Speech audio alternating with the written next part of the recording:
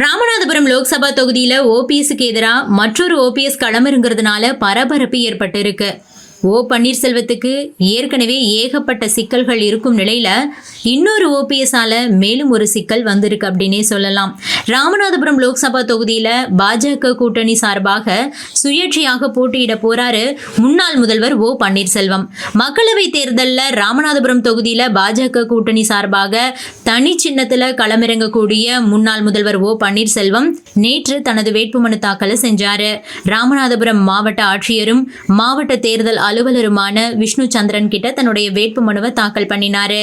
அதிமுகவிலிருந்து எடப்பாடி பழனிசாமியால வெளியேற்றப்பட்ட ஓ பன்னீர்செல்வம் அதிமுகவை கைப்பற்றுவதற்காக சட்ட போராட்டங்களை நடத்தி வந்த நிலையில அவற்றில் தொடர்ந்து பின்னடைவையும் சந்திச்சாரு. இதனை அடுத்து இரட்டை இலை சின்னம், அதிமுக கட்சியின் பெயர், கொடியையும் ஓபிஎஸ் பயன்படுத்தக்கூடாதுன்னு நீதிமன்றம் தீர்ப்பு கொடுத்துட்டாங்க. இதனை அடுத்து அதிமுக தொண்டர்கள் உரிமை மீட்பு குழு அப்படிங்கிற பெயர்ல தனது ஆதரவாளர்களை ஒருங்கிணைத்து வரும் ஓ பன்னீர்செல்வம் இந்த லோக்சபா தேர்தலில் பாஜக தலைமையிலான கூட்டணிக்கு ஆதரவு தெரிவிச்சிருக்காரு.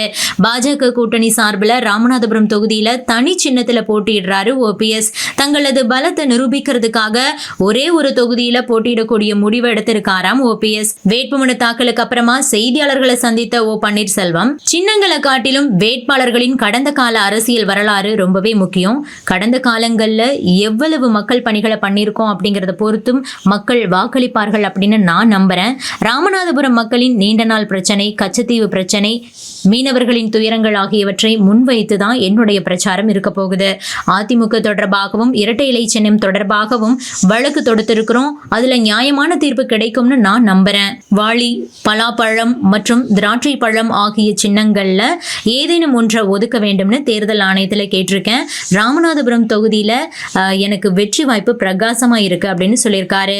ராமநாதபுரம் நாடாளுமன்ற தொகுதியில திமுக கூட்டணியின் சார்பில் இந்திய யூனியன் முஸ்லீம் லீக் உடைய நவாஸ் கனி, அதிமுக கூட்டணி சார்பாக ஜெயபெருமாள், பாஜக கூட்டணி சார்பாக சுயேட்சையாக ஓ பன்னீர்செல்வம் ஆகியோர் களமிறங்குறாங்க. இந்த நிலையில தான் சுயேட்சை வேட்பாளரான முன்னாள் முதல்வர் ஓபிஎஸ்க்கு ஓ பன்னீர்செல்வத்தால ஒரு சிக்கல் ஏற்பட்டிருக்கு. ராமநாதபுரம் லோக்சபா தொகுதியில சுயேட்சை வேட்பாளராக போட்டியிட மேக்கிழார்பட்டி ஊரை சேர்ந்த ஓ பன்னீர்செல்வம் அப்படிங்கிற ஒருத்தர் வேட்பு மனுவை தாக்கல் பண்ணியிருக்காரு. முன்னாள் முதல்வர் ஓ பன்னீர்செல்வம் சுயேட்சை சின்னத்துல நிற்கும் நிலையில இன்னொரு ஓ பன்னீர்செல்வமும் சுயேட்சையா களமிறங்கி இருக்கிறது பரபரப்பை ஏற்படுத்தி இருக்கு.